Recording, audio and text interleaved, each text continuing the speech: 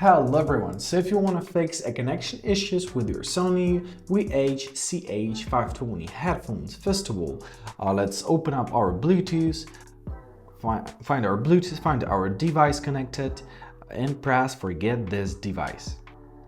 Now, on our headphones, we are to turn them off, so simply press your power button until it will go dark.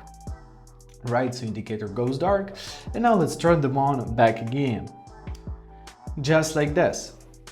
And now it's automatically in a pairing mode, so simply open up your settings, once again open up your Bluetooth, and wait until your phone will detect your headphones.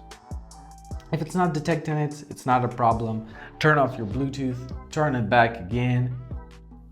If they're not popping up, what you can do is to turn them off once again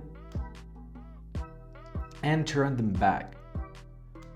And as you see, they appeared immediately, so simply tap on the icon and you're connected to them. I hope this video is helpful. Thank you so much for watching and have a great day.